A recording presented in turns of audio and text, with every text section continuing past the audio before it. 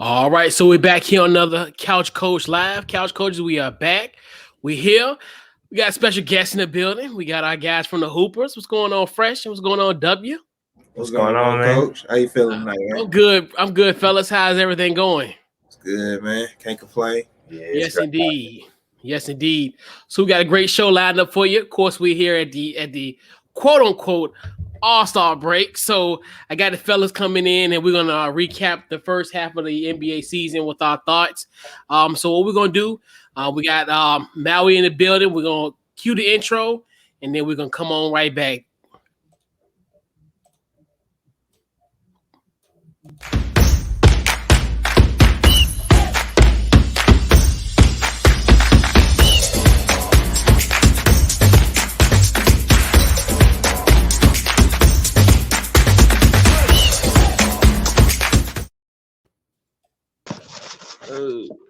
All right, so we're back here on another Couch Coach Live. We're back. The fellas are here. That's our guy, Jeff Hunt. Yeah. Absolutely. We're here. We're in there. What's up, fellas? What's up, everybody? What's on, man? Yeah. Bro? Got my I'm boy good. Maui in the building. What's going on, man? Oh, man, great day. You know how it is. Yes, sir. Can yes, y'all hear sir. me? Everybody can hear me? Yes, Everybody sir. can hear me? All right. Yeah, we can hear you. All All right, so we here.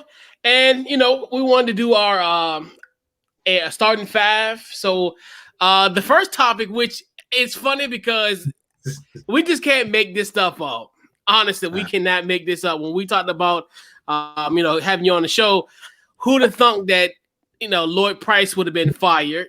Lloyd Pierce, wow. pardon me. Lloyd. Yeah. So obviously the Atlanta Hawks head coach was fired on Monday. After a 63 and 120 record overall, and pretty much the Hawks were struggling. What was it? Lost 11 out of the last 15 games. So a lot of things going on. So, fellas, I want your take on this. I'm gonna go with you first, Fresh.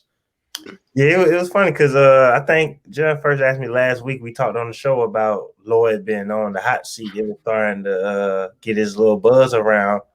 But I thought they were going to – I was surprised that they pulled the trigger just with so many players being hurt, being in and out the lineup, and this the first year with the expectations. But it just showed the Hawks not playing. They wanted to make the playoffs, and they are not getting it done for sure. So I was surprised. I was surprised, but then I wasn't just because, like I said, we had just started hearing he was on the hot seat for sure. Yeah, absolutely. Yeah. W. I wasn't that surprised because the last time I was on with Jelani during the Hawks fly through, one of his former teammates was saying, this might be a possibility that he could get fired in the middle of the season. And it's like, you think now? Maybe not. But then it happens. It's like, where are they going from here now? Because who's the voice that's going to lead Trey now? Who's Trey going to listen to? Because that had to be some of the problem, all the fourth quarter leads and just blowing games in general. So not as surprising, but I guess it is surprising that it happened in the middle of the season, not the offseason. Yeah. Maui, your thoughts?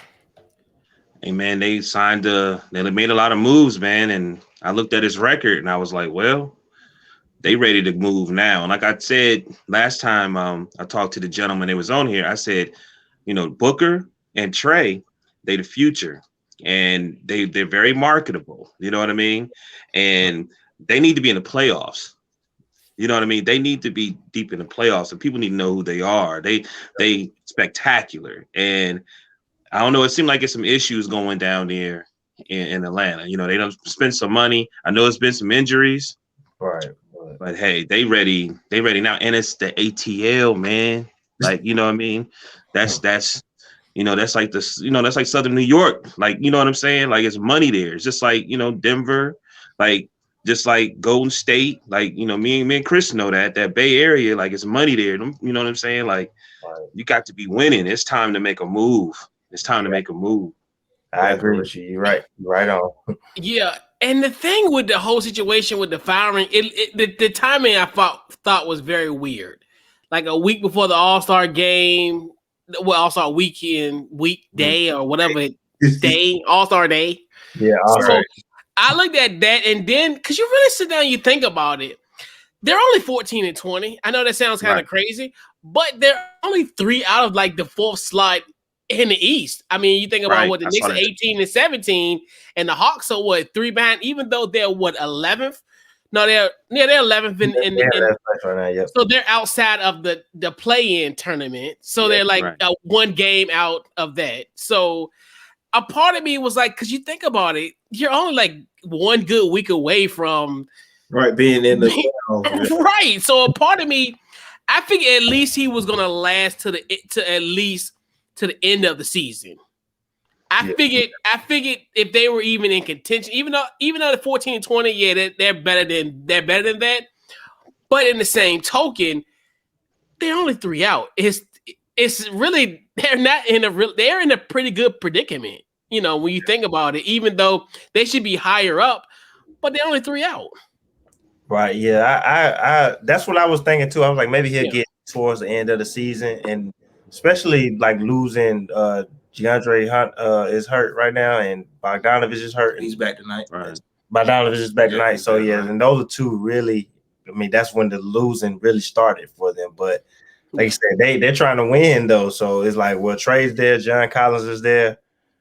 We're not getting it done. And though, like I saw something saying that Collins it might be an issue with Collins. Like they might be trying to trade him. It looks. I'm gonna be real, man. It looked like there's some issues going on with Trey. Like he may not be happy or something. You know what I mean? Yeah. I was watching. I just was looking at some stuff today. He don't really look too happy, and I don't know. I mean, I got a question. How do you think the whole situation with Rondo being there? I don't think Rondo being there was a big problem, but especially with Rondo, I think Rondo being out of the lineup so much is a real problem. Because it's some things like Rondo and Trey don't necessarily clash because they can play together, but when Rondo's not there and you can't even learn how to play with him on the court, I think that's where the problem really came in. That you was just expecting to have somebody to help you out, honestly. Right. That help you get a little unhappy. Yeah, and I agree with that. You want to keep Trey happy too, and I wouldn't say that he's regressed, but I could see him being upset with how this season is going. You know, he was an all-star starter last year. You don't make the game this year. So, you know, it don't look like my numbers are slightly down. They're not down. He's having 28 whatever games, but he's slightly down or whatever. So I've heard some talk about Trey like maybe not getting along with them. So that that's true. Yeah, right now. So big time. Yeah. So fellas, we'll go back around the horn.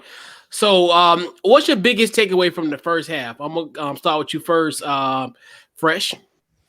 Biggest takeaway from the first half is, for one, just surprised at how focused and ready Joel Embiid has looked this year, and just trying to lead Philly in the right direction. And another takeaway from me is just how kind of bad maybe Boston has looked, just because.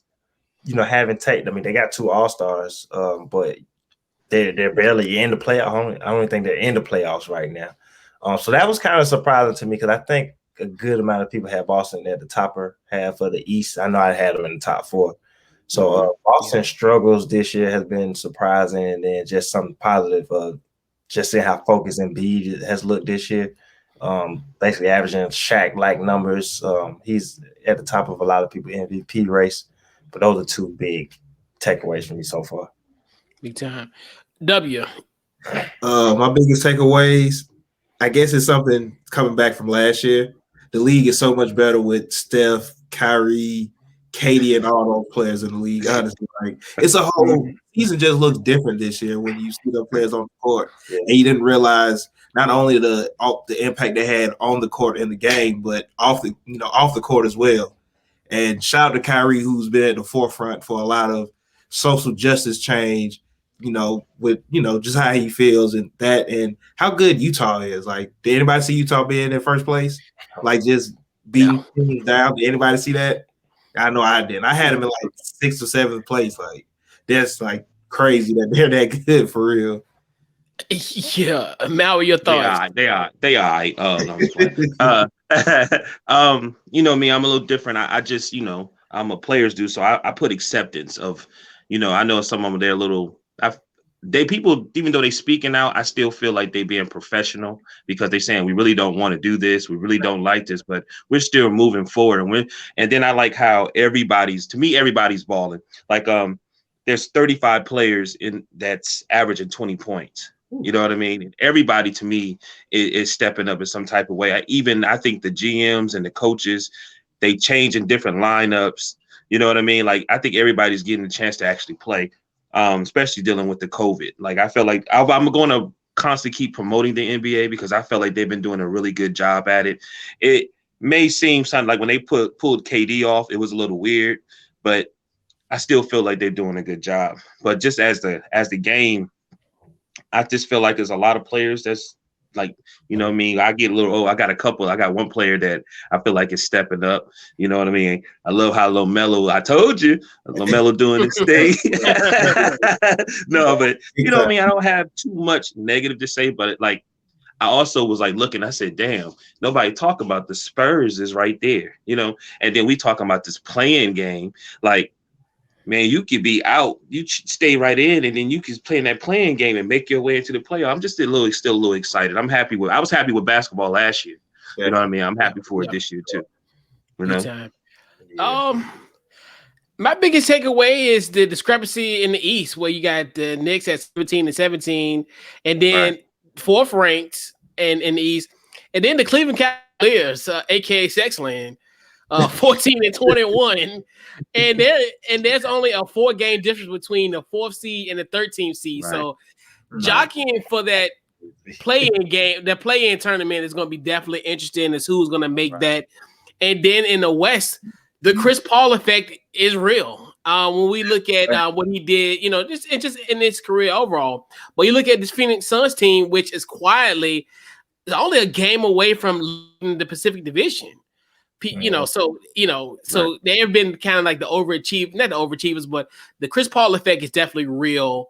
You know, in this first half of the All-Star of the NBA season so far. But yeah, I mean, for them to be 22-11, it's pretty good. I mean, for Phoenix, we figured they would kind of be, and that's one thing too, where we looked at Phoenix kind of like that. Maybe like sneaking in, maybe getting that 6th, 7th in that kind of realm. But now they only won out for for the Pacific Division lead. So that's definitely one of my biggest takeaways from the first half.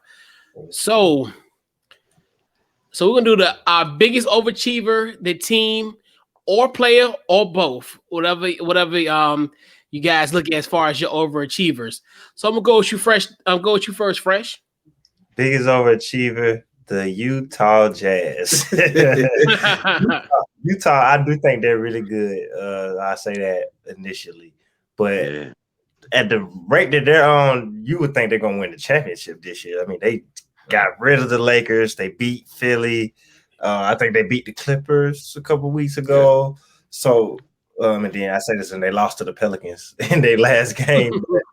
I've been really surprised at how good Utah is, and I think they're a solid team, but I don't think they're like Western Conference Finals or bust this year. Like, I wouldn't be surprised if they lost in the second round. So at the pace that they're on, I wouldn't expect them to do that. And player for me is Jerrion Grant. Shout out to the season he's having, but I don't see 24 points per game for him in his career future. He's like 23 a game right now. So shout out to him for betting on himself and taking that chance at Detroit, but I don't believe his stats at all. Utah and Jerrion Grant have been it's been fun to watch this year, but I just can't wait to see how it finishes.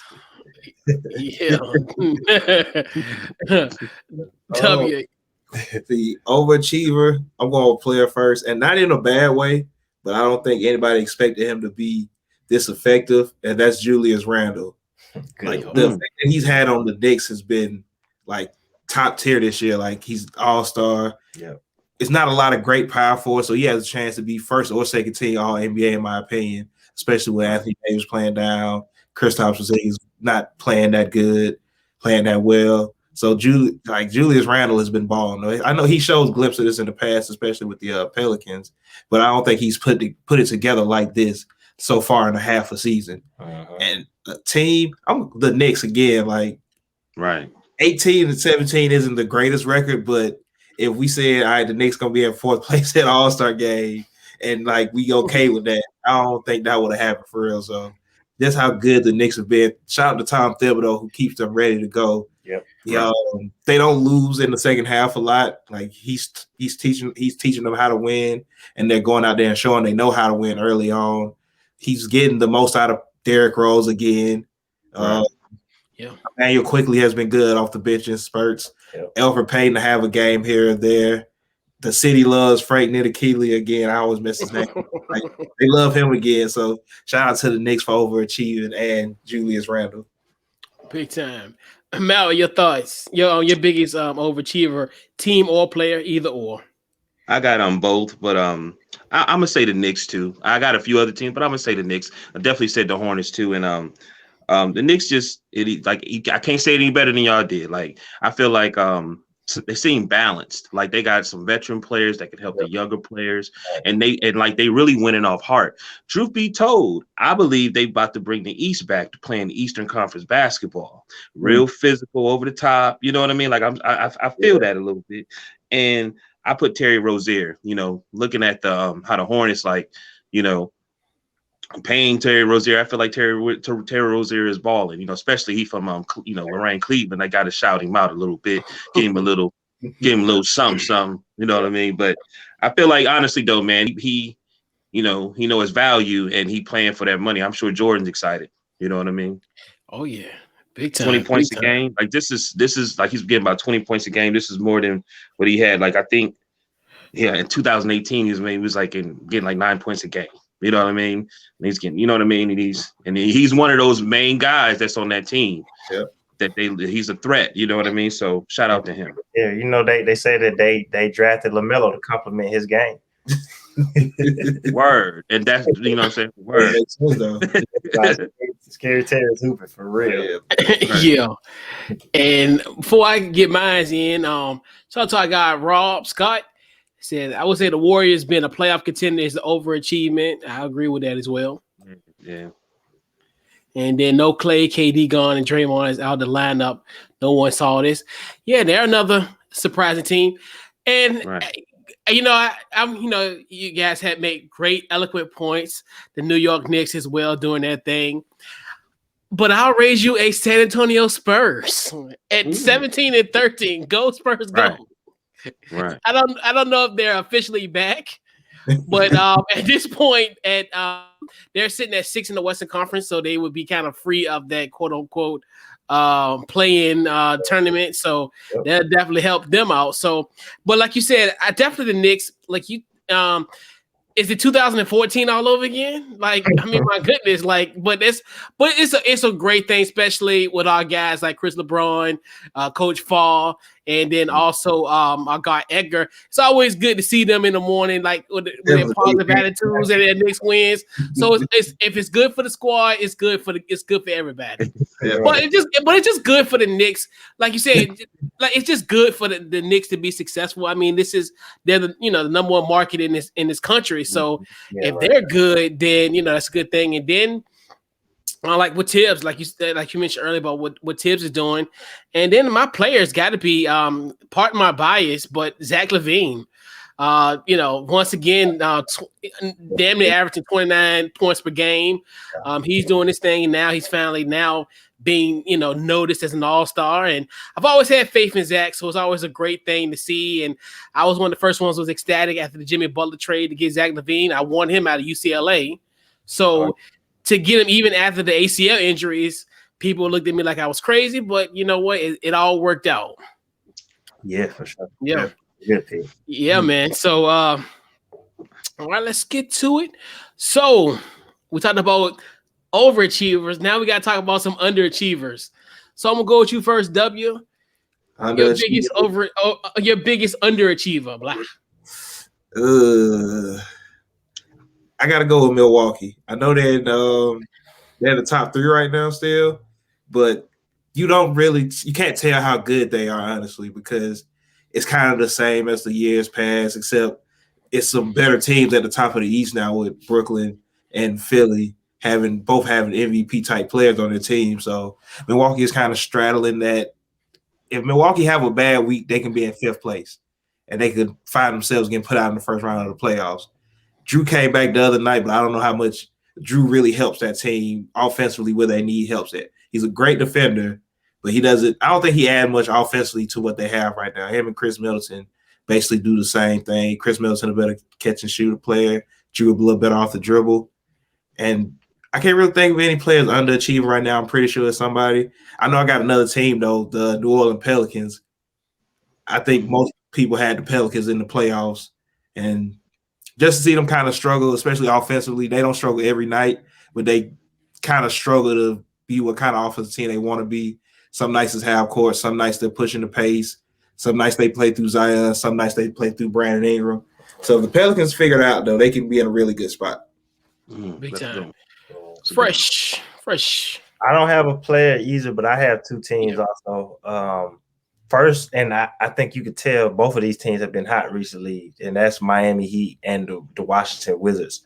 Yeah. Miami coming off of their long run in the bubble, making it to the finals. They've had Jimmy Butler in and out the lineup. He's been more in recently, but with COVID, he was out. But, Miami just kind of got their way back in the playoffs. As you said earlier, with the East being so close, you win a couple games. They're in the 7th seed now, but they've been towards the bottom of the East so far. So, and I think with the Wizards, the early season trade for Westbrook and then him kind of being in and out the lineup too, so the team not getting the mesh. I always just feel like the Wizards was underachieving all year. They were towards the bottom of the East all year, and I'm like, they're much better than that. And they've beaten some pretty good teams, and then their win streak just helped get them going. So I definitely wouldn't be surprised if both those teams make the playoffs. I thought they both were underachieving this year. Okay, yeah. Mal, your thoughts? I got 2 teams. I got a player too, but it's so many, man. But the 2 teams I put the Raptors. I don't think they really where they should be. When I'm hearing they're talking about finding the trade day number 1 player to actually save them. You know what I mean? In the playoffs. And then the Mavs. Yeah, I think that's hilarious. The Mavs that they keep trying to promote certain people and push them up, but they're missing a few people. You know what I'm saying? That they probably should have signed because I watched the bubble game. I felt like they could have beat the Clippers. You know what I mean? Even when Porzingis was out, I felt like they had a chance, but I think they pushed Luka so much to do an isolation basketball where when he would go to the bench. And Curry would come in, they would move the ball better. You know what I mean? Yep. Then I think if Tim Hardaway would have made just a little bit more of his shots, they would have they might have had a chance to really beat the Clippers. But anyway, but I'm really saying the Raptors. I like their coach, and I felt like they should be better. Do you know what I mean? Than what they really are. We should be talking about them more. I mean, they've been really playing with each other for a while, so you would think they would be better. They will figure out a way. They have great coaching to me. But player, I put Anthony Davis, even though he's hurt. No, yeah, I put Anthony Davis. I agree. Because I'm gonna tell you something, man. It's one thing to become a champion. It's harder to stay a champion. It's hard, and I don't feel like, regardless with COVID, I don't feel like he said I need to take my game to the next level. I understand the Lakers made some moves that made people look, feel weird, especially following the Lakers, like with the Gasol. A lot of us really wasn't feeling that. But I remember the bubble, and I know those 2 big men, they didn't play a lot in the bubble, in the playoffs. They played certain games. I'm talking about McGee, and I'm talking about how I remember. You know what I mean? They got in a lot of foul trouble. It just was some issues there. But I just felt like AD, his free throws is down. His point average is down. And it's just like, I understand I don't know if he was just hurt the whole time, but it just seemed like there's some issues there. And I'm happy he's on the bench because I feel like his body gonna rest. Hopefully he feels better and he can see the problems that they have. And he's got to reboot, man. We got to get, you know what I mean? So I've said Anthony Davis. I don't think he's where he should be. I agree with that. So my underachievers got to be Y'all boys, I'm sorry, man, but them Hawks, man, 14-20. I mean, like we talked about it earlier, at 14-20, we definitely expected them to at least be, up there as far as when, hell, even to a point where you should be, I would say you'd be at least bordering on the playoffs. But even though you're only 3 out, that's here nor there. But definitely at 14-20, I would have been definitely shocked if especially when we did the previews for the Eastern Conference in December, right. I'd never thought sitting here 3 months later, like, hell, like, damn, the Hawks 14-20. But yeah, so rounding out our starting five, what to watch for in the second half? A storyline or just an observation that we need to look out for? So I'm gonna go with you first, W. Things to watch for. Scoring definitely, because like said, Mal said earlier, it's 35 players averaging 20 points. Right. If you're averaging 24, you're not even in the top 15 at this point. So I think some players are gonna go down a tad bit in scoring as defenses get better around this time. Right. The Warriors, because I think they're going to either make a big jump and secure home court, or they're not going to make the playoffs, honestly, because everybody outside of Steph is way too inconsistent on any given night. And to his point again, Anthony Davis, when he come back, is he going to be ready to go and go get another championship, or is he going to kind of just walk into the playoffs hoping he can turn it on? Yeah. Fresh. Yeah, what I'm watching for sure in the second half is just the Lakers overall, because of Anthony Davis, with his trying to come back from that injury, trying to play better and get into it this year, and just trying to see how LeBron is going to look in the second half too.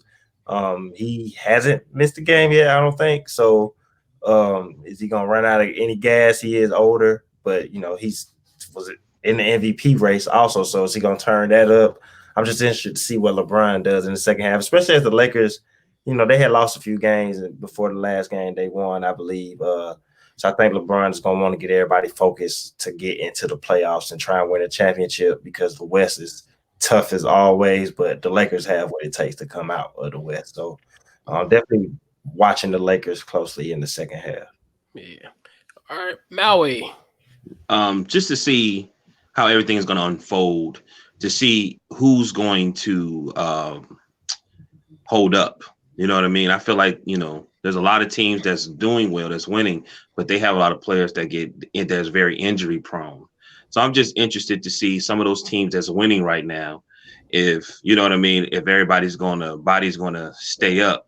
And then I'm really, really intrigued with this play-in. They see the play-in game, you know what I'm saying, is to see how that is going to fold, and wonder if somebody who win the play-in game mess around and be in the conference finals or something like that. No, definitely, because right, that would be crazy.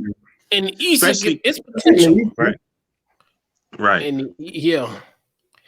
Mine is don't look. It's almost like kind of like deja vu. The Miami Heat are starting to come back into form. It's kind of reminiscent of kind of somewhat of last year, where they kind of snuck under the radar, and now they're right at 500, and they're on the verge of potentially making a run, and maybe they could, be in that, that top tier, 3 or 4 as they finish, and then just that race between the Knicks and the Heat. I mean, when you think about it, and then you look at it now, what if they play in the playoffs? Like that's a 4 or 5 matchup. Yeah, it's gonna be like back in the baseball, right? Yeah, better hold Jeff Van Gundy back. But yeah, man. So definitely appreciate you, fellas, for hopping on for our All-Star, our All-Star Day party, like quote unquote first half recap. Definitely appreciate you guys, and man, I would have came down there, but Keisha told me no. So Keisha said stay at home.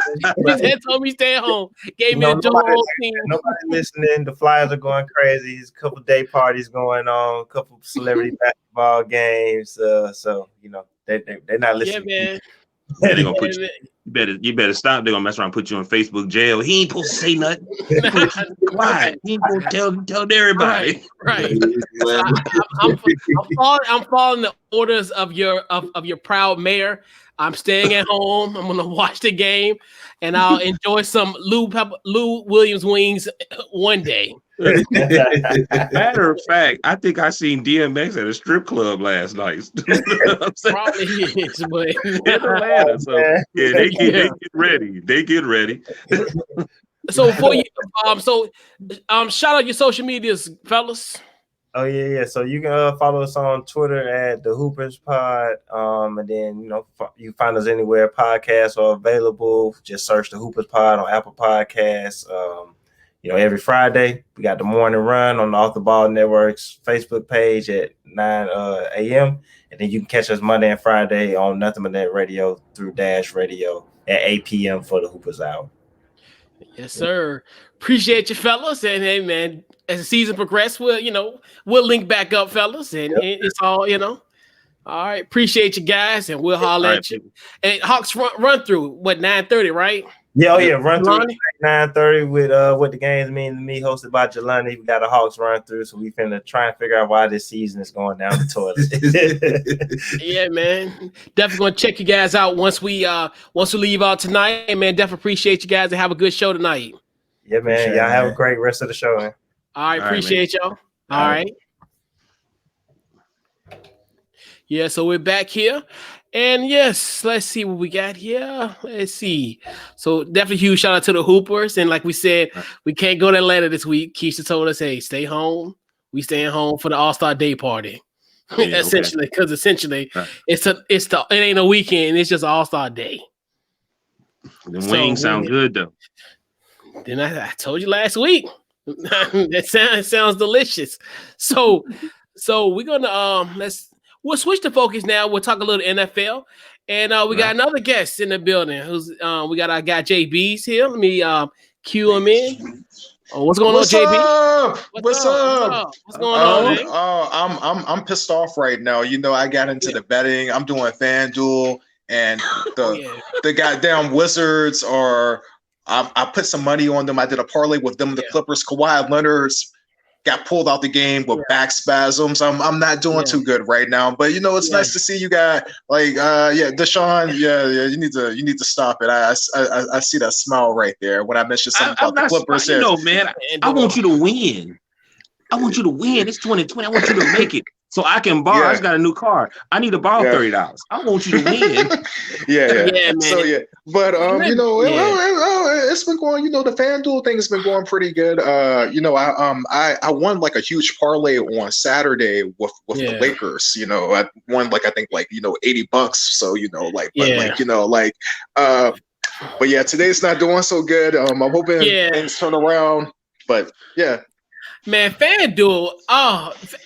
I was killing during the conference championship game, but then I just been on a losing streak, and I've been doing crazy bets on NASCAR, and it's all the mines have been tanking. I'm like, oh my gosh! I think, and it's crazy because it's I do NASCAR every week now, and then I haven't done any NBA ones lately. I think I did an NBA one maybe a few weeks ago, but I look at but yeah, that sports book, man, it's legit. It's addictive, and it's it is problematic. I'm just not a fan of it. So speaking of, which is funny, because if you would have place a bet on JJ Watt going to Arizona, you would have had some big money, big time. So I'm gonna go around the horn on you guys' thoughts of JJ Watt heading to Arizona. I'm gonna go with you first, Matt. What your thoughts? I have a lot of respect for him and his team because they handled business. They kept it quiet. And I don't know, I saw some gentleman talking today. He was like, man, if you really would have looked between the lines, you would have knew that that's probably what he was going to do. He said because he worked out there, a lot of dudes that he got drafted with, I'm guessing is connected to the Cardinals. And I think when he first, he used to train out there. So sound like to me. And then I'm seeing like to me, they gave him what he wanted. He got, for him, it's honestly, I know, like somebody said, he's going to sell a lot of jerseys. I know. Do you really think he would have been able to get that much money after all the injuries he's had? I think so. Mean, I think. Yeah, this depends on the market. And that's weird. It's really predicated on the market. I mean, potentially, yeah. I mean, I think even with all that, because you look at Arizona, they pulled the trigger on it, and then now you're curious as to what other offers he would have had, because you really sit down and you think about it during this time, because what free agency is what 2 weeks from now, and to so who knows how many other deals, particularly or other, was Arizona essentially betting, setting the market for themselves, or was that like the asking price and they kind of ante up? So that's another thing that's interesting about it. Oh, okay. But Congrats to him, though. Congrats to him. Big time. JB, your thoughts? I wasn't really surprised to answer the Sean's question. I'm not that shocked. I mean, like, yeah, he's had a lot of injuries, but I mean, you look at it, he's still good at stopping the run. He can still get to the quarterback end. I mean, I think when you look at it, like you look at the money that Jadeveon Clowney got like last year. I mean, Jadeveon Clowney got pretty good money, and what with Seattle the year before, he only had like 4 sacks. So I mean, like JJ Watt is still, he can still play. I mean, yeah, injuries are, a question about him, but like, he can still play. So I wasn't really surprised. Yeah. That he got the money that he got. Yeah. So what about him going to Arizona? Your thoughts on him going to Arizona? I think that actually I really like what Arizona did by going out and getting him. I think Arizona needed another pass rusher that could complement Chandler Jones on the other side. So I really like that. And I do think that they needed to upgrade their defense a bit more. Like the defense wasn't bad last year. Actually, I think the thing that sunk Arizona towards the end last year was that Kyler Murray hurt his shoulder and he couldn't throw the football anymore. But I like the move. I like the pickup. I don't think that they overpaid for him. And you look at Arizona, they still do have cap room because they still have Kyler Murray, for another few years on, that rookie deal. So, I mean, they didn't overpay him. I think he'll be a good addition for them. And I look for Arizona right now, if they stay healthy, I look for Arizona to be a playoff team next year. Yeah, and I think this is a good deal. And the funny thing about it, what kills me about everybody, these pundits, and they keep on saying, well, that's like a unilateral move, as if like they're not contending. Granted, like you said, to your point, where Kyler Murray, if he was healthy, and they would have probably could have potentially beat the Rams in that final game of the season, and could potentially put themselves in the playoffs. And we still look at Kyler Murray as a future MVP in his league. So you look at that, and then just imagine what he got on defense. I mean, you look at Chandler Jones. He's going to be teamed up with Chandler Jones, who within like the last 9 years, essentially they've been him and JJ Watt have been the two guys who've led the league in sacks. So you get that coupled with a guy like a Buda Baker. And then our guy, Isaiah Simmons, shout out, I don't know if that's still his girl now, but shout out to Isaiah Simmons. But yeah, so definitely you shout out to him. But you look at it and the first thing I thought about instantly, and call me crazy, but I thought about Russell Wilson. I was just thinking that too. I was like, God, so you already got to deal with JJ Watt, Chandler Jones for Arizona, Nick Bosa in San Francisco, and you got to deal with Aaron Donald, and you play them twice a year. So another question. Do you think Russell Wilson might have knew that this move was going to happen? That's why he was complaining about that line?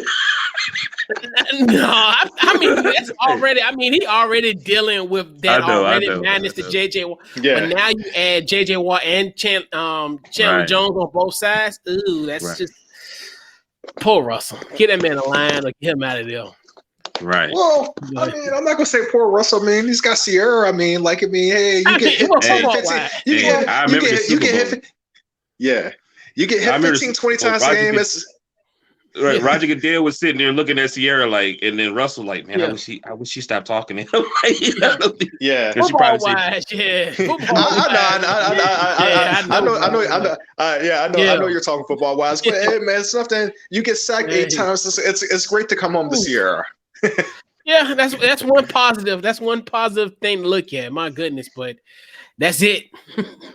But I think he him being Russell Wilson and being able to express like, okay, fellas, this is a stat. They always throw stats out. So this is a stat. Like, I've been sacked a lot. we've got to get aligned. You know what I mean? If y'all want me to stay here longer, want me to be healthy, you know what I mean? You can constantly keep doing a spread offense or whatever, but we got to get aligned so I can stay here. You know, that's almost like security for him. Yeah, especially with that. Go ahead.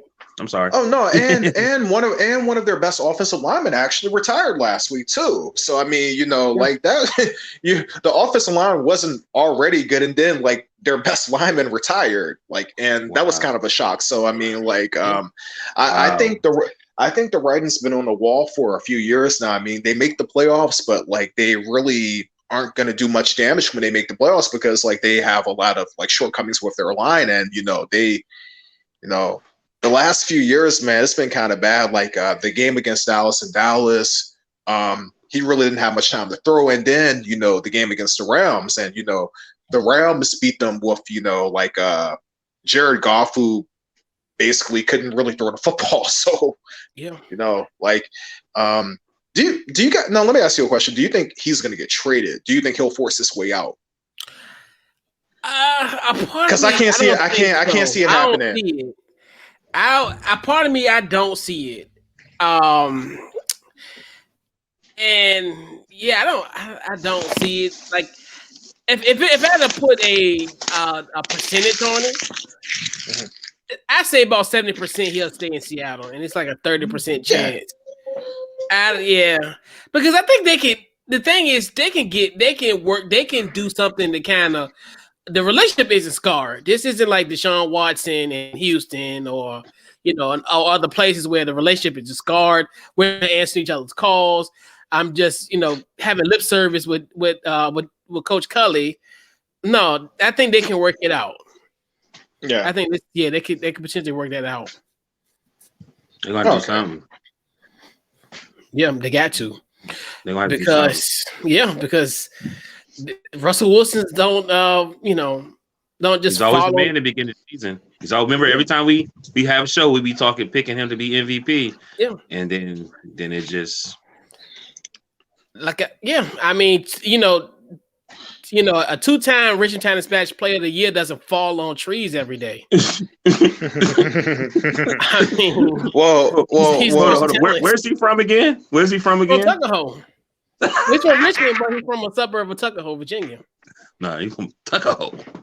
It is what it is. Well, I mean, but Maui, he probably, to be fair, he probably should have won MVP the year before last when Lamar Jackson won it. I mean, like, you just look at the numbers, and I just think that like a lot of times, like with basketball, MVP just comes down to like the player that ends up with the best record, not the one who put up the best stats. And the fact that I think Baltimore went 14-2 that year, that put Lamar Jackson as the MVP, even though I think Russell Wilson probably should have won over him. So right, big time. So, fellas, let's next topic. Let's talk about Alex Smith. So Alex Smith, more likely it will be released in the next coming days. So I'm gonna go around the room. I'm gonna go with you first, JB. Your thoughts on Alex Smith being released? I was hoping that it wasn't gonna come to this. I heard grumblings that he still wanted to play, but I like after last year, man, like I thought that it was a good story. Him coming back, him missing pretty much like almost 2 years, him coming back, him most likely. Now, did they give the award? Did he won NFL Comeback Player of the Year? Didn't he? Yeah, but he didn't win unanimously though. I thought it was Ben. No. Ben got one vote, but he wasn't unanimous. Yeah. So okay, my bad.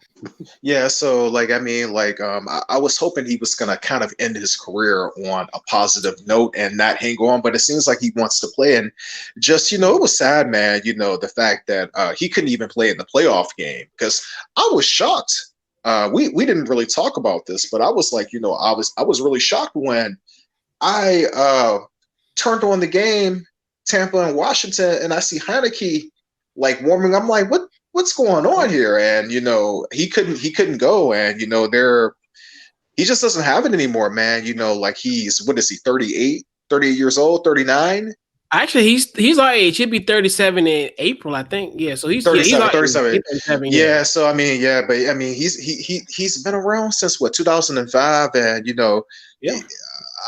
It doesn't surprise me. It's gonna be interesting to see. I'm interested to see what Washington does at quarterback. Like, are they going to draft a quarterback in the first round, or are they just going to go ahead and go with Heineke? Yeah, or maybe get Mitch Trubisky. I'm joking. I don't wish that on you. I don't wish that on you guys. That's my nephew do though, that. but that's my nephew. That's my guy, but nah, I don't want to take it that far. Yeah, Mitch, my guy from UNC, but nah, I'm good. I'm good on that. He'd be my nephew from a distance. I'll be good with that. I'm already good with Cole. Cole doing his thing, but that's here no there. So, how are your thoughts?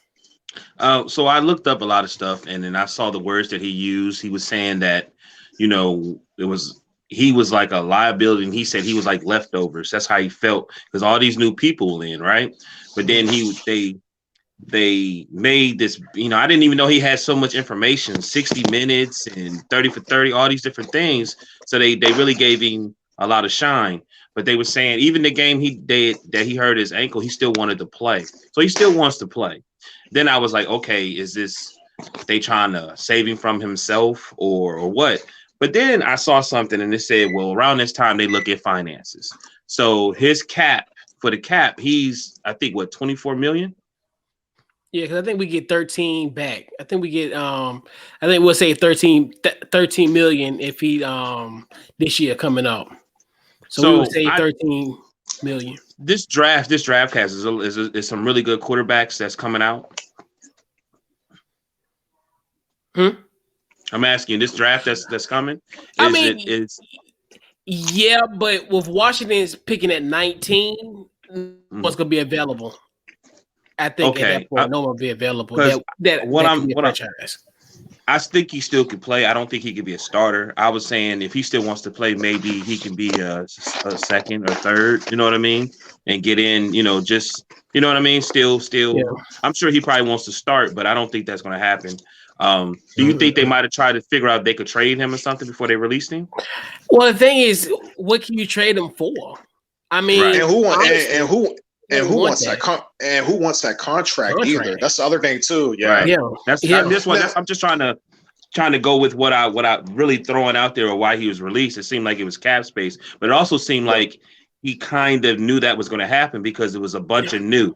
Everything was new name, new. They trying to redo a lot of things that's there. So he's like reminded of the old. And somebody said that he also even dealing with a lot of young people, like, he probably can't even really relate to them because, so I don't know, maybe it's, hey man, I know he still wants to play. So hopefully he can find him a place. Hey, what do you think? You think if he went up there to Pat Town that they might want to use him?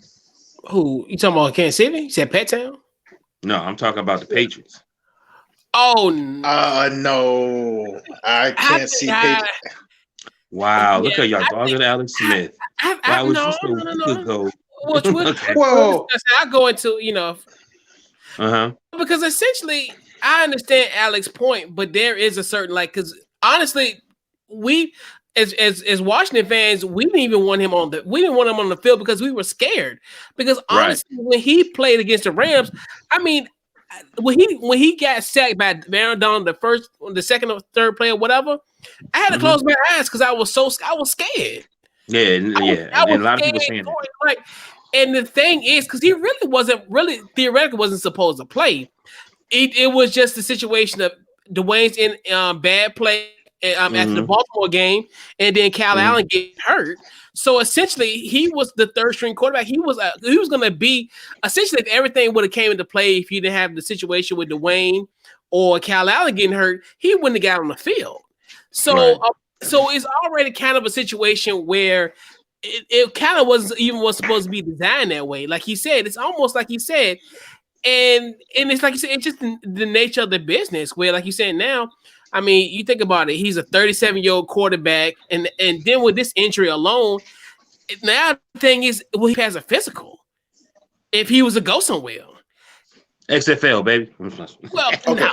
And Maui, the other reason why I can't see him going to the Patriots, if you look at like just Bill Belichick's like his motto, he would rather get rid of a player a year early than a year late. And I mean, Right. unfortunately, in Alex Smith's case, you could say it's 2 years late. So I can't see the Patriots making a move for that. Now, what I think is interesting with the Patriots and their quarterback situation. I wouldn't be surprised if, like, somehow within the next year we don't see Jimmy Garoppolo back there. I really wouldn't. Like, yeah. So I mean, but like, yeah, like Alex Smith to like, I can't see. I think his days are done now. I do think that he could. I think he is, but I think he is, man. Because I don't think there's any team that he could go to like with his injury concerns and he could compete for the starting job. I don't see it happening. Now I do think that he has a career as a coach. I could see that, but like as a player, I think his playing days are over, unfortunately. Okay. And unfortunately, I think you're going to see the options that are going to be there. I mean, honestly, if there was a place that he would go, the only thing I can really see him going is maybe back to Kansas City and potentially being the third string quarterback. But then a part of me is like, would you get rid of Matt Moore for him? When you think about it, because Matt Moore is a third string quarterback in Kansas City. So a part of you was like the only conceivable option would be there, but that's the thing where it's unfortunate, but like you said, it's just a situation where he really wasn't even supposed to play this year. It was just really by accident of all if everything went wrong, everything went wrong in Washington went wrong last year as far as the quarterback situation. So it's just, I mean, yeah, I got you. And you know, and it's one thing you do, but it's just the business of it, especially for this type of team where, you know, especially when you can clear up $13 million in cap space, especially for a team that's devoid of a lot of certain areas, that $13 million can go a long way. So it's just the nature of the business. And like we said, you know, Alex Smith, he's had a hell of a career. I mean, he was drafted number one. Yeah. So he done got paid. He's done got paid very well, huh? Oh yeah, yes. He's got a couple of, you know, big contracts. I mean, also, like he took a team to the NFC Championship game. I mean, he took the 49, and I mean, if it wasn't for the kid fumbling the punt returns, they maybe would have made it to the Super Bowl that year in 2011. So I mean, like he played one of my favorite moments of Alex Smith was just him going toe-to-toe with Drew Brees in that playoff game and him actually winning that game. That 2011 divisional playoff game was amazing, man. That was a great game. That's one of the more underrated playoff games I think nobody really talks about, actually. I remember, I think it was might have been a Monday night game. I don't know, Chris, help me out, but it was the Washington football team versus Kansas City. Isn't that the game you went to? Yeah, and Monday they were just going at it, quarterback yeah. sneaking. That was a real good game. I remember that. What's your fondest memory, Chris, of Alex Smith? Honestly, I think that just this whole comeback of everything this year. I just look at that Pittsburgh game in December, that Monday night football game. See, I mean, I'm just saying. I'm messing with you. I'm messing with you. And I was on the other end of the Alex Smith one, the Arrowhead, which I'm still kind of mad about that one. How he was able to get that over us, which was, you know, but I think, like you said, that moment, I think it just showed you, like, hey, you know, he was just at, you know, it was a great moment for him. It kind of exercised our Monday Night Football demons. And then we were playing an undefeated team and he was able to play and he had the bloody sock.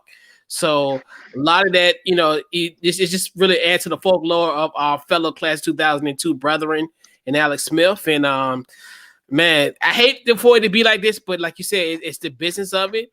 You know, sometimes the emotionally, I don't like it. But I know it's a business. At the end of the day, it's a business. And I definitely wish Alex Smith very much well. He was a hell of a locker room presence. He was definitely a leader this year. And, you know, we're going to miss a lot of him. But $13 million get cleared up. Right. I mean, I'm just saying. I tried to hold it, but hey, $13 million be cleared up. He got to go. I mean, especially when you got what 2 other quarterbacks on his roster at this point. I mean, Maui. I mean, like Chris. What Chris said was compassionate. Like if it was like Bill Belichick, if it was Bill Belichick or Bill Walsh, man, like you guys, man, like Alex Smith would probably want to murder. Would probably want to murder one of them if it was them. Like, Alex. Yeah, it was just 3 weeks. We got a tagged video of him upset because he didn't get unanimous, and now he like, hold up, cap share. Oh yeah, we can clear up 13 million. Alex, love you, bro.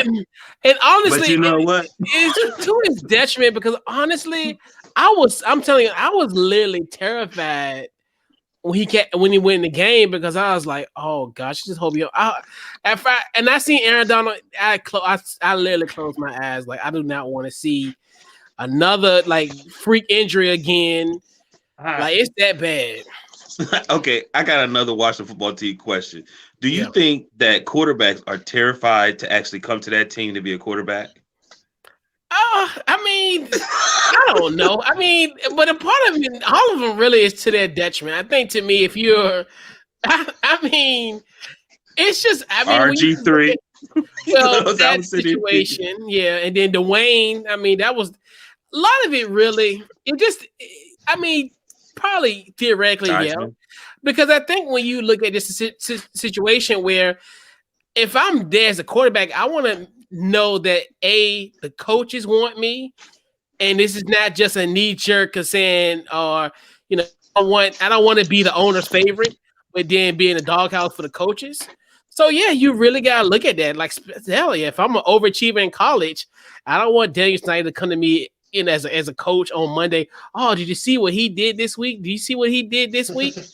I would be literally terrified. I would be like, somebody please talk him out of it because that's really what RG3 and how Dwayne was. Dwayne was essentially of course, the whole connection with his son going to the same school with him, and he was just so enamored with it. And it's almost like we've been down this road and you're doing it again. Like it's really insanity. And I've had a quarterback issue for years. I'm adding on to the conversation because I was remember when y'all had Campbell and y'all had what's your man from y'all always had some quarterback issues. You know what I mean? I think that's why y'all was so excited when y'all had RG3 because y'all felt like this is it. Well, I mean, especially when you gave up all them picks to the Rams, you definitely thought you were getting a franchise quarterback. I mean, at that point, I mean, essentially, when you give up the farm for that, Maui, let's just be honest. Their quarterback issues pale in comparison to the Bears. The Bears have obviously for like the last 30, 35 years had like the worst quarterback situation in football.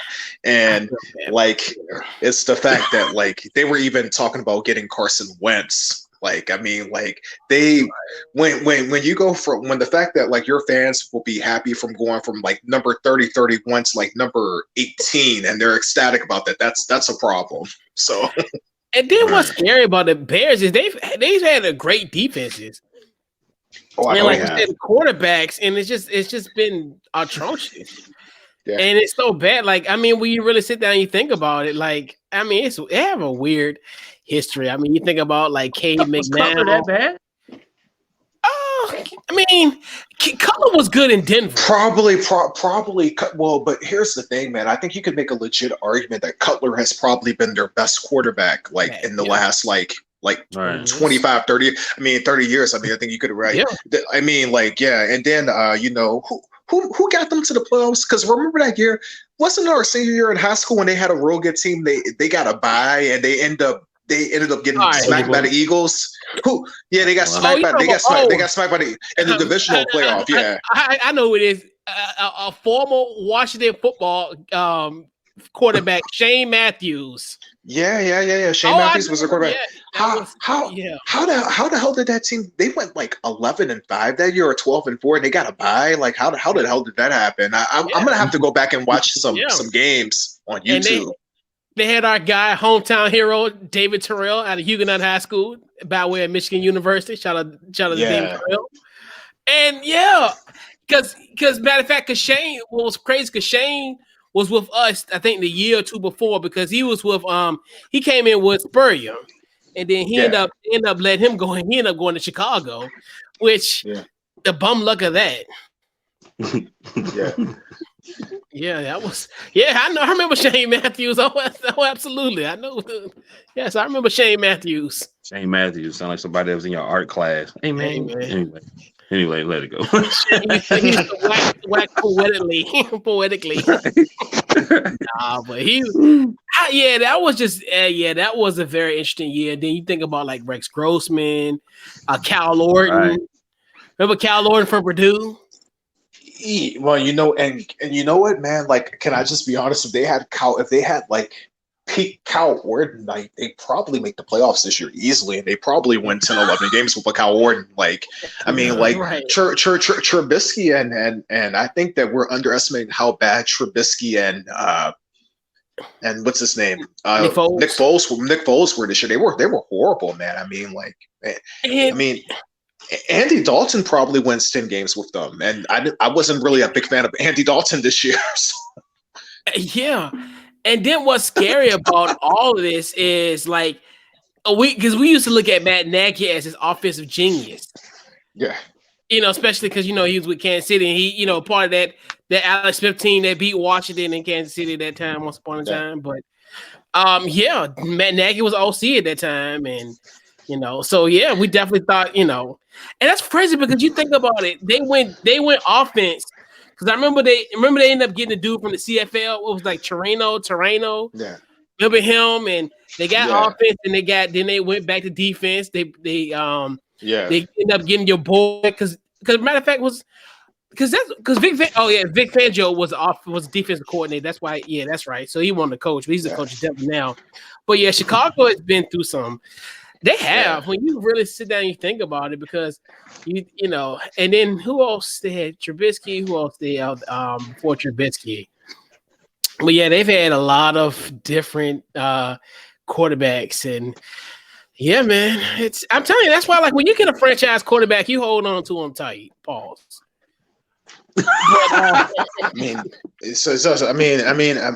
not even a franchise. I think that like if you get like a Dalton in the room that's gonna come and do a good job, 12, 13 games out of the year, I think that you hold on to that. Yeah, and that's why like I tell people like getting somebody that can at least manage the game is you take that. Right. Because at this point, because that's one thing, because honestly, especially like with them, if they had a decent quarterback that could get them together, and the thing with Joe Montana Trubisky, it's the situation like he's been hot and cold. Like in the beginning, he was balling. Like remember in the beginning of the year in that Detroit game, I mean, he was lights out, and then he's just so hot and cold. I mean, he was Mitchell Joe Montana Trubisky week 1 of the NFL season, and then he just went bloop. And that's the thing. Just imagine if they would have had at least a somewhat of a decent quarterback. Because honestly, they had a chance against New Orleans, which if they had a guy who was able to kind of execute that offense, because you think about it, even though it was like a 21-9 game, but it was closer than what the scoreboard suggested. See, I disagree with you there, man, because like they weren't moving the football, man. I disagree that and they scored a touchdown the last play of the game. Like that to me was a blowout. Like the game should have been close if they had a adult that could like take the snaps. The game would have been close because like New Orleans offense they left a lot to be desired, but like that game was horrible, man. That was one of the worst playoff games I've seen in my life before, by the way. But you know what saved that game? It being on Nickelodeon. Yeah, that was the saving grace. That was for it to be a bad game and then for it to be on Nickelodeon that made it some semi entertaining. Yeah, that's what made it. So that's one thing too about that game where you really looked at it from a standpoint of okay, the game is trash, but I can still kind of enjoy I want to call it the intricacies of Nickelodeon versus in not that much of a serious game. It's not heavy to digest, and you don't have that problem. But yeah. And that game came on before the massacre in Pittsburgh. Yeah, unfortunately, yeah. What I got a question. Why does it seem like the league just can't find good quarterbacks? Like the Bears being one of the NFL's probably number one, probably at least top 7 franchises. Why can't they find a quarterback for a franchise like that? Ryan Pace. You want me to name drop? Bad. Just like a lot of just bad decisions have been made in their front office. Bad front office, man. I think that when you can't find something, you have to blame the front office, and their front office has been bad for a while. I mean, like just some of the decisions that they've made, blowing Brian Urlacher's career, similar to how they blew Dick Butkus's career and Gale Sayers' career, and so many other people's careers. Not the 1985 Bears, who actually won something, but like their front office and their owner is really bad too. Like, I mean, like I'm sorry, she's what's her name, Virginia McCluskey. Yeah, she's I mean, is she running like, okay, I don't want to just throw stuff out there because maybe she's not running the team, but like she comes off as being a bit cheap. And I'm not gonna say anything. I'm gonna leave this alone. Yeah, man. That's probably since they got that 85 Chicago Bears team, do you feel like that's the issue, that they keep talking about the players need to be like that? They keep throwing that in their face. You know how sometimes when they keep living in the past, basically what I'm saying. You think that's the issue? No, because a lot has changed since then, man. I don't know, man. I just think that like Ryan Pace is not a good GM. Just they've drafted badly too. Like Kevin White, they drafted him like he was like a top 10 pick, and he never panned, and he wasn't on the team 3 years later. When you draft a guy in the top 10 and you don't re-sign him, that's bad. But if you draft a guy in the top 10, he's not on your team 3 years later, that's really, really, really bad right there. Right. Because the reason I said that, me being a Steeler, I remember, we had some quarterback issues. You know what I mean? And then we got Ben, but it took, somebody get hurt and hurry up and put Ben. But I just remember, like, they just always kept talking about Steel Kitchen. They keep talking about the past. You know what I mean? So we was kind of so happy that finally we was able to get a Super Bowl. You know what I mean? So we could stop just constantly thinking about those special teams of the 70s. You know what I mean? They always throw it in your face. I mean, even now,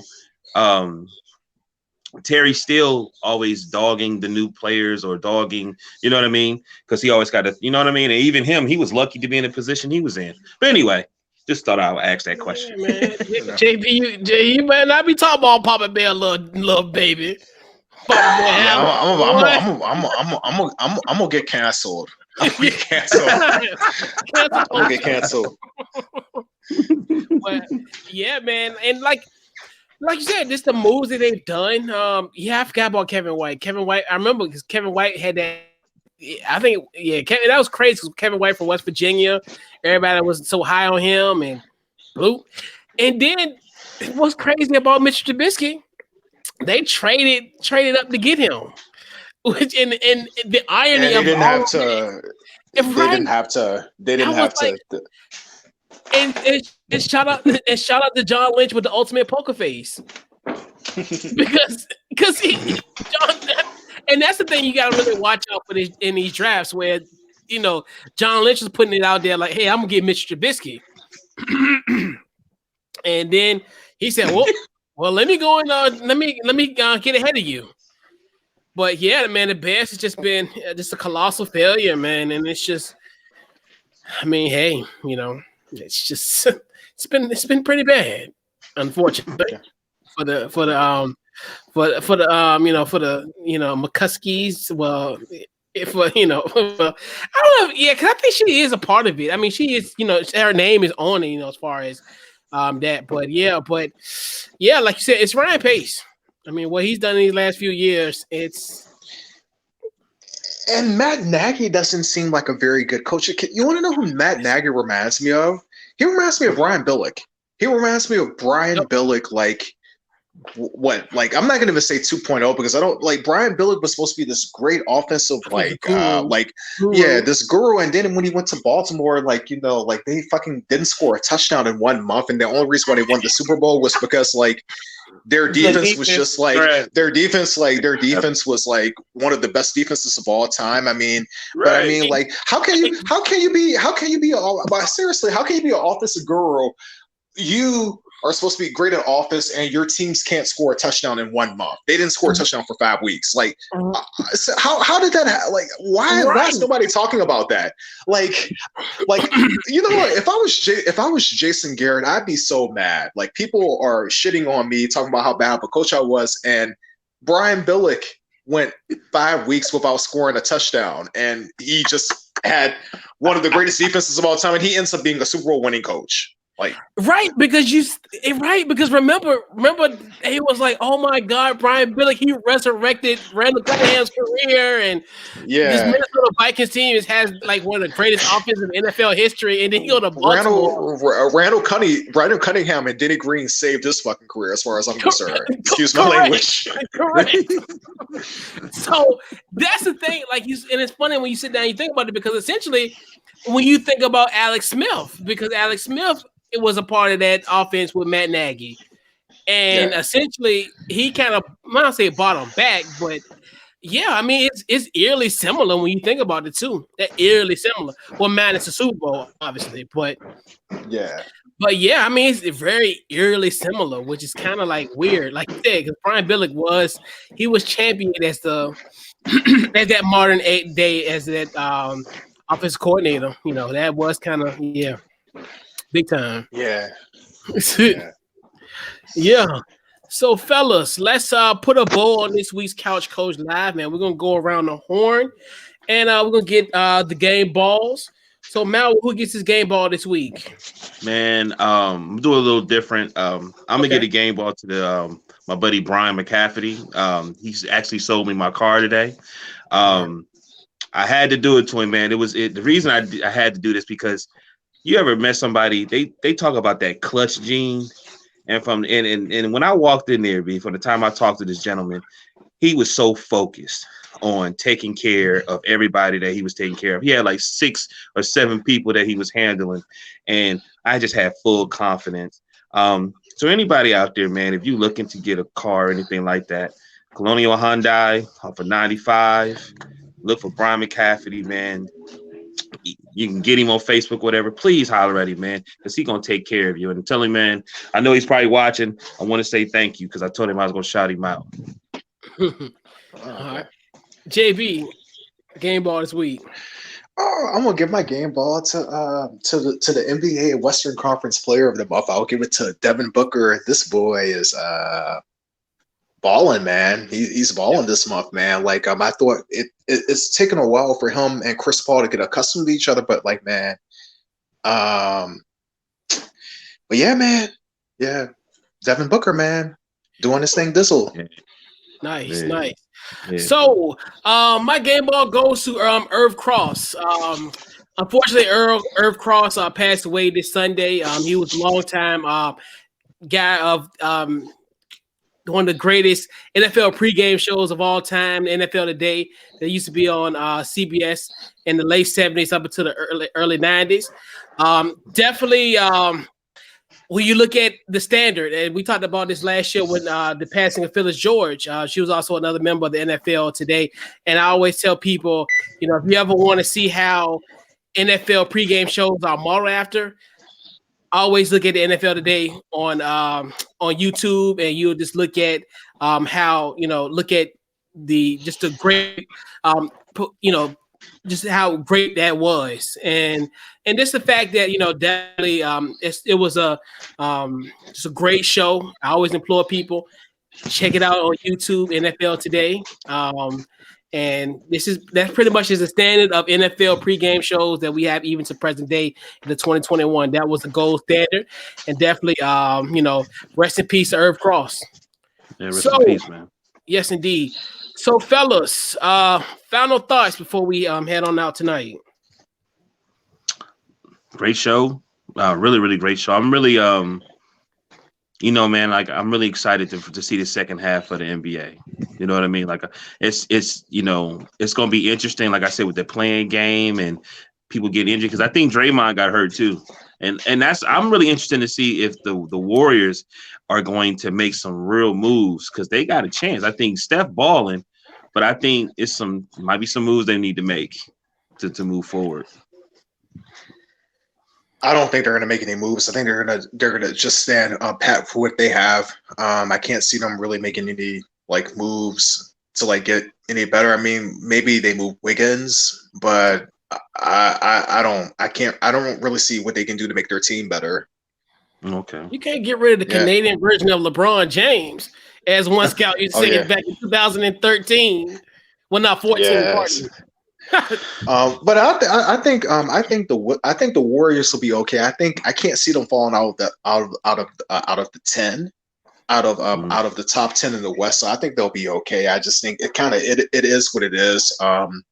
With them not having a Clay, then like they really can't really compete with those other teams in the West, really. So yeah.